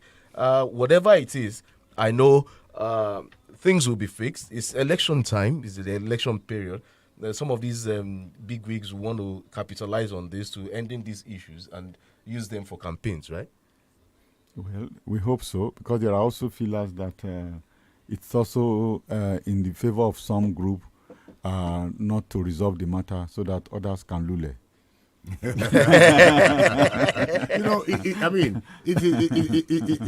is really surprising, that in an election year, a political party desirous of extending its stay is involved. There are contradictory forces. So much of these contradictions. Yeah, there are contradictory forces within the people APC. out there are very hungry. Prices have gone to Mars. Prices of essential commodities, essential goods. We cannot do without goods. Have gone to the moon, and that same government is still saying, "Please believe in us and vote for us." Absolutely. The people are being killed all over the country. And that government that is failing to take adequate reaction is saying, please vote for us because we will rectify the problem you have not rectified in 7 years. Look at you're asking us that we should allow you to stay again. Or look at the flooding, the case of flooding. And the guy came and said he did not even go there to visit or commiserate with the people. He did not even go there. Yeah. He traveled abroad. And that same party is asking Nigerians to vote it back to power. The party that kept our children at home Nigerians will tell you they're not voting for party, but they're voting for individuals. What's the difference between the individual? Is there any party without people? Because anybody can ride on a political platform, and the next thing, tomorrow he decamps. You can imagine. That's what we've come to see in Nigeria. All right. Before we move to another topic, let's see this one. Few days after the Central Bank of Nigeria announced the redesign of the 1,000 naira, 500 naira, and 200 naira notes, with a directive that the current notes are remitted to the commercial banks, wealthy individuals and organizations with huge cash stashed away have begun depositing the monies in banks. It was gathered yesterday. In fact, some 3 governors were mentioned. The names Governor Matawale, Governor Ganduje, and Governor Nyesom Wike have been mentioned of stashing billions of naira in their abode. Yeah. So it means the CBN's directive of the redesigning of the naira is a welcome idea. Depending on how people view it. And how you interpret it. That's it. Because some people have said that it's targeted at some individuals. Yeah. And the mentioning of those governors means that they are prime targets of the policy. I mean, I don't know, but that's basically what it is. The good thing about it is at least Ganduje is a member of the APC. The APC. And then you have Wike, PDP, who is a member of the PDP. So for some of those people who are saying it is targeted primarily against opposition parties, I think that dispels. That's conspiracy. It's not about opposition parties. Exactly. Really. You see, it's a very good thing. I read a report, from an economist that this might just be it for government to address, some very, very cogent issues on the economy. We've been talking about cashless policy and all that, because this time, when the monies are attracted back into the banks, what we are hearing is they will not go out. I am only appealing to the federal government to please send sentries to Third Mainland Bridge, because from the way things are going, and if the plans that I read is actually the intention of the CBN, they will need sentries at on the Third Mainland Bridge to avoid people committing a crime, the crime of suicide. People committing the crime of suicide. Oh yes, now, and for Nigerians that they should brace up. Prices will go back. Prices will fly even out of Mars. Probably Mars at Jupiter. Prices will move from. Prof, it's pathetic that yesterday. You can see how dollar is moving now. Yeah, it's so pathetic that yesterday the dollar closed at some sold at 880 naira. Yes. To a dollar. Even 900.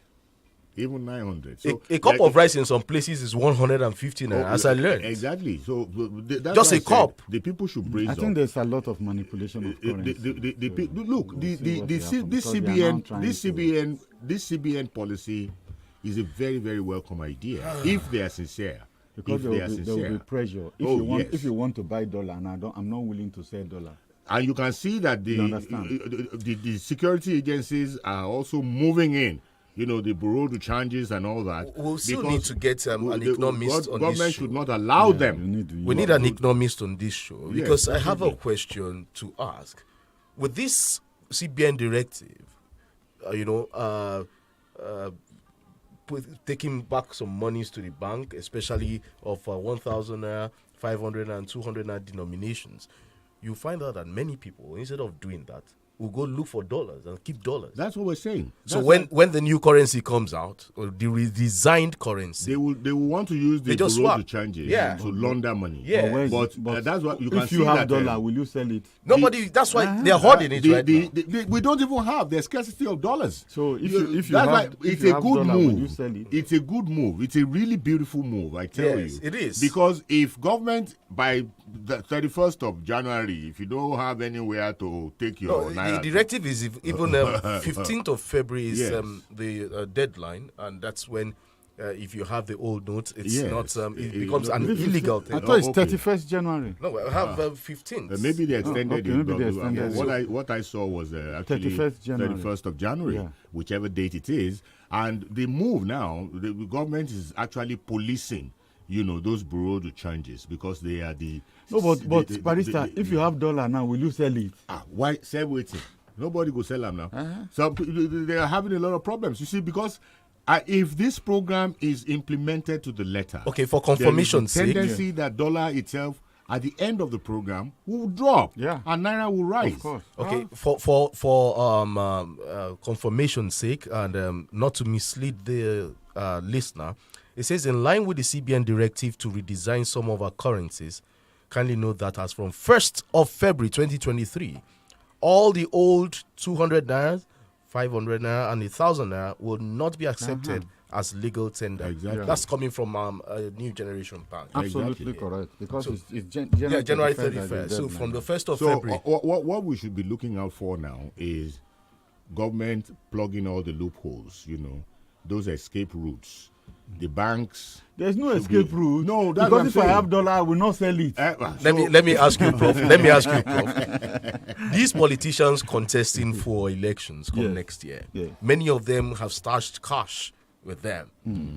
As much as they have some billions of naira with them in raw cash. They should give us now so that we can spend it. What then happens to them? Will they take these monies back to the banks? Let me tell they you. They work very hard to see. Or will they use third parties, proxy? Let me tell you. They are also free to use that. But there are limits. Didn't you read the limits? There are limits, but who follows the limits? Let me tell you this. Do they follow the limit? Let's see whether they can or they will not. Let me tell you this. Yes. If you have made your money honestly, all right, and you can account for your money, you have no reason to be afraid. Yeah. All right? Well, probably the explanation now is, well, I withdrew my money because I am contesting election, and because stomach infrastructure is the undocumented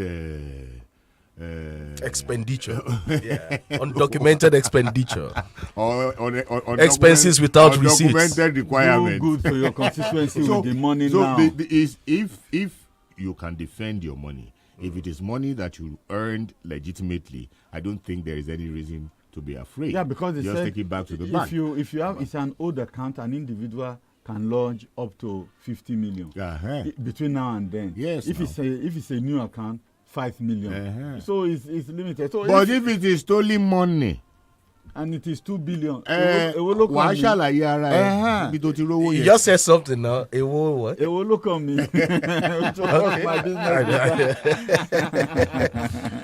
Well, dear listener, you've listened to some of our conversations. You want to join that? You can do that by calling the numbers 0705 5949 and 0809 7949. I'll open the phone lines after this commercial break. Stay tuned, don't go away.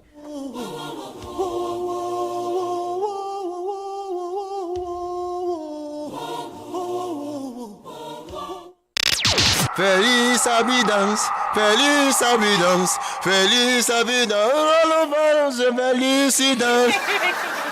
Daddy, it's not like that. Let me teach you. Watch this space.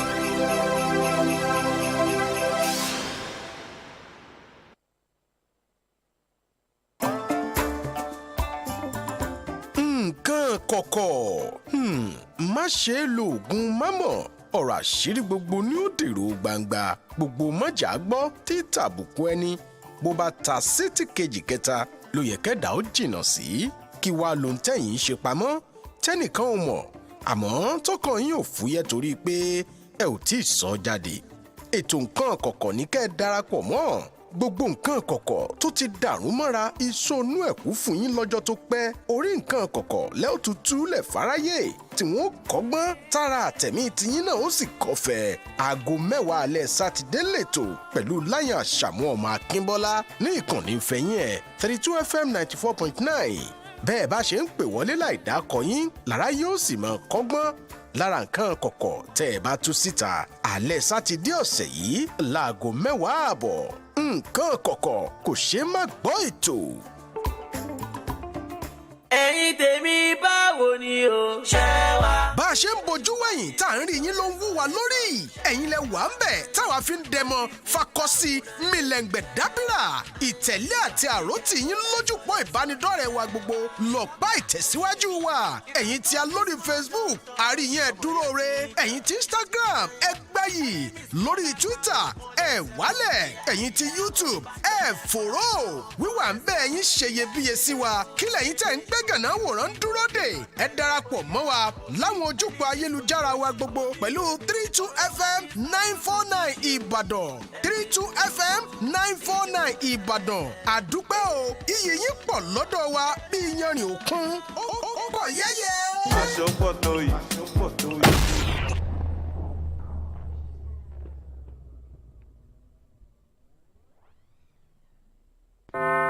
wákàtí mẹ́rìnlélógún ní bẹ nínú ọjọ́ kan ṣùgbọ́n ọ̀kan nínú àwọn wákàtí wọ̀nyí ló lóyún ẹ̀rí fún ọ ó sì di dandan kó bí i.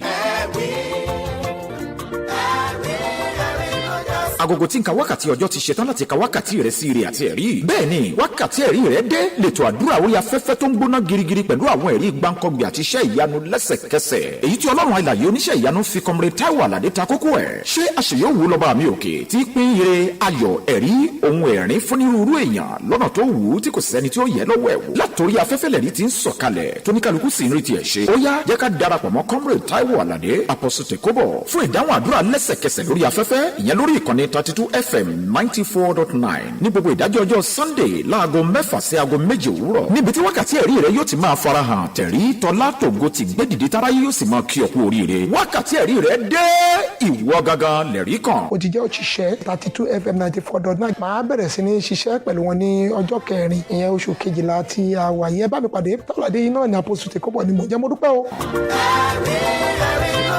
àwọn ọmọ ẹ̀rí ni wọ́n ṣonígbọ̀wọ́ ẹ̀. 32 FM 94.9.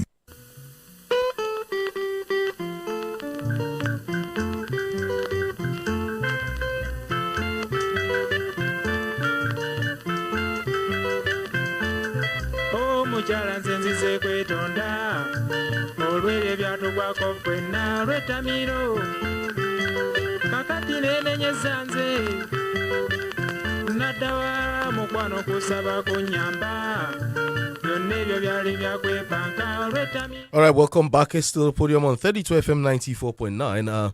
Barrister Yomi Ogunola, to round off the second stretch. Let me apologize. Reverend Mrs. Tade, Adenike Victor Tade, who was supposed to join us here, is held up somewhere else, but she'll be joining us hopefully next week, Saturday. She'll be live and direct here in the studios. So in the view of that, Barrister, let's look at some of these issues that cropped up this morning in the polity. The majority leader of the House of Representatives, Al-Hassan Ado Dogua, has raised the alarm over the crisis rocking the All Progressives Congress in Kano State, warning that the ruling party may lose the presidential election in the state in 2023. Dogua in Abuja on Friday said Governor Abdullahi Ganduje had left the APC in Kano in the hands of wrong people. There is crisis within the APC in Kano State. And considering the population in Kano and figures that usually come out from there during elections, do you think the ruling APC will have it easy during the elections? Or you think the presidential candidates would swing into action trying to unify the party? Well, you see, I think the signals, that we are getting from that party is showing that not all is well, as things are. It appears that some people are deliberately, wanting to upset the apple cart. Why do I say that? I read in the papers, that some APC governors were actually holding tete-a-tetes, with Atiku Abubakar. And I was three of them, according to the figures, 3 to 5 of them. Exactly, and so if that is happening, then you know that all is not well yet. But of course, we're so close to elections. I know that definitely we'll several be hearing, dramas, would be unfolding and all that. It just goes to show, the human nature. Most are attracted to where they feel their bread will be best buttered, and so on and so forth. So I am not surprised, that things like that are happening, because a lot of people are working. The parties are working to undermine one another, and so on and so forth. So we should be expecting, we shouldn't be surprised, seeing things or hearing this or reading about, things like this within the political platforms, At this time, we should be listening to some issue-based campaigns. That is what one would have expected, Well, I did hear, that the APC will be kick-starting, its campaign. Yeah, timetable was released. The timetable was released, and the others too. Talking about that timetable that was released, the presidential candidate will be taking his train. He'll be moving his train down to the east, Anambra State and Imo State. He'll be campaigning on a Monday, and the implication is this: in the east, on a Monday is presumably the sit-at-home order by the IPOB guys, and so what is he trying to? Was he trying to work out going for campaigns on a Monday in the southeast? What are the implications? You know that some people have a Jesara. Okay. Some people have a Jesara, So let's see how it works out. I am looking forward to it myself. Okay. I want to see the magic that they want to use, because I know that for quite a while, supporters of the APC had been haranguing the Labour Party candidate that he had not gone to Anambra, and that they dared him to go there on a Monday. Go there on a Monday. So maybe they want to at least show him that they are more levered, and that. But are we not? Haven't we gotten to the point where non-state actors dictate the state of affairs in the country? It's unfortunate, because the government appears to make a promise today and fall back on it tomorrow. They're not doing it only about ASU, they're doing it about our security. Why should that be so? Why should non-state actors take over the stage? What is the difference between what we have now and the Jonathanian years, when the terrorists were raising their flags in some local government areas. That appears to be what is happening in some part of the southeast, because the unknown gunmen, appear to have taken some territory and even collecting taxes. That's I read the report yesterday. The bandits were threatening farmers that farmers who don't pay taxes will be dealt with in a Nigeria where there's supposed to be a government. That is really saddening. It's really saddening. All right, barrister, I'm sorry, I'm calling you prof, but hopefully very soon you become Professor Yomi Ogunla. All right, I started off this show with this, and this is about 10 minutes to the end of this show, and I want to bring it back again. Spiritualism in Nigerian politics. The ruthless search of money, wealth, success, fame, greatness, and power in Nigerian politics today has stimulated a passion in using various strategies for achieving them. This has therefore ascended the dangerous stage where humans play parts, diabolical rivalry, spiritual poisoning, political feud, voodooists, cultures, and cultic magic have become the major ritualistic ways, and this trend has engendered the lives or endangered the lives of many people, leaving them mad, dead, poor, deformed, and some as mobile, or better still, you call them a walking corpse. And then indulging in voodoo practices is generally now believed as the only way to scale through the dangers of engaging in politics, as a political ambition is seen to be a battlefield that needs the strongest warlords in town. You see, Chike, there is a Nigerian who jackpot, and I think he entered into the UK, and after about 3 weeks, he sent a video recording to Nigeria and was like, look, when he was in Nigeria, he was thinking that his slow pace, in the journey of life, was as a result of some women who were flying on brooms and so on and so forth. But that now that he got to the UK, he found that it isn't actually so. That it was a misconception and all that kind of stuff. But when you live in a country where the leadership believes so much in fetishism and voodooism and all, you remember the Jonathanian years. Yeah. Bafarawa came out, to defend several billions, as having been voted, as consultation fee for the spiritualists. It's so unfortunate. Even then, there was this association, they say it's Witches and Wizards Association of Nigeria, endorsing a presidential candidate. You see, so the level of ignorance that we witness in this country is a deliberate thing, and is trickling down from the apex of the pyramid downwards.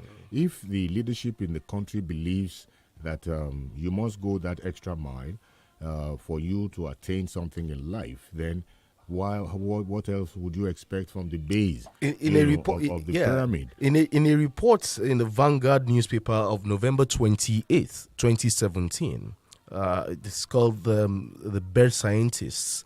Bird scientists have sounded the alarm that the vulture, a scavenging bird of prey, is going out of extinction in Nigeria. Because into extinction. Because of the epic hunt for its eggs by fetish politicians who allegedly use them to acquire mystical powers. Yeah, all kinds of things are going. Let me give you a very good example. The boy whose case busted the Shoka the Soka issue there. The father was in my office. He actually wanted me to take up the matter, then. When they were still looking for the boy. And that's the boy, that took this individual, known individual for that matter, to that area and disappeared. His bike was thrown down from the bridge, and so on and so forth. Do you know that When I took the watching brief for that case, I was at the Iyagoku Magistrate Court when that individual was arraigned. And when I saw the charge sheet, I actually cried in court because I knew that it was going nowhere. And several years down the line, that has proven to be correct. Nobody, and I want to be quoted, nobody was indicted for all that happened, all that criminality that happened in Shoka. Nobody. It was during the reign of Ajimobi. Nobody was indicted for it. Nobody paid any price for it. And you know, the people who died in Shoka will be running into millions, depending on your assessment of all of those things that were found, fingernails of ladies, their hair, even school shoes, uniforms then, school and uniforms all that. And what have you. The only thing that happened there was that the place was brought down. No, it was brought down, but immediately, I think it was not up to 6 months again, we started hearing stories that they had gone to, they only relocated somewhere. And the only reason why those people will be thriving is because there are buyers for their products. Who are those buyers? Government knows them. The police know them. Everybody knows. The so-called big people you see in this country, some they say they have to drink blood every day. Some they say they have to eat human tongue. Some have to eat, one part of the, human part, and so on and so forth, to keep their position. But I wonder when I hear such things. For the maximum you can live on earth, is 100 years. And you don't know where you come from. You don't know where you're going. Why do people go to that length, to have material things, that could even be a source of problem for your family when you go? Hello? Hello, good morning. Okay, you can join this discussion 0705 5949 and 0809 7949. Let's see if we can pick two calls before we call it a wrap this morning. Before I cut you short, you were talking about this spirituality and all that. But it has to end someday. Of course. When you see, that is why we are advocating that you have the right caliber of people take up, the positions of authority in this country. Not this, lesser human beings, people with lesser minds, and so on and so forth, who are parading themselves as leaders, because they don't merit the office. What qualifies a man for an office should not be the size of his pocket, because we know that majority of them have they're just money bags. Even the source of the money is unknown. Why do you want to vote for a man who is so rich yet you know not the source of his wealth? The people you vote for, you should be able to vouch for them and say, okay, this man owns, so and so company, and I know, or we know, that he is performing very well. He's an educated man. He holds this, he holds that degree. Or even if he is not educated, he's a farmer. He has been in farming for so long, and he has made so much impact on the economy of the country, and so on and so forth. The qualities that people should be looking for in candidates to run this country is what will determine whether we will remain, this spiritual enclave, or we will rise above it. Hello, good morning. Hello? Hello, good morning. I can hear you. Okay, you have to call back. But I think we can't pick any more calls, right? We have to leave. Barrister, thank you for featuring on the podium this morning. Okay, Prof stepped out the other time. And we'll make it a date next week, Saturday. Dear listener, next week, Saturday is another time. I am Chike OGBOGU. I worked alongside Bemisola Falona, Kemi Alade May, in the production, and then for the production of the podium this morning. Don't go away. Other programs are coming your way. Ijaudola comes after this. And remember, by 1 p.m., it will be time to join Bimba Lamid, the Sporting Crystal, on the program Ege. 3 p.m. will be with Peter Omo and the gang with the program The Pitch. Enjoy your weekend, and bye for now. Get ready for radio like you never thought was possible. Possible on the Pioneer Joy Station, 32 FM, 94.9. I am Professor Yomi Awushika from the Department of Human Kinetics, University of Ibadan. Please listen to 32 FM 94.9. Thank you.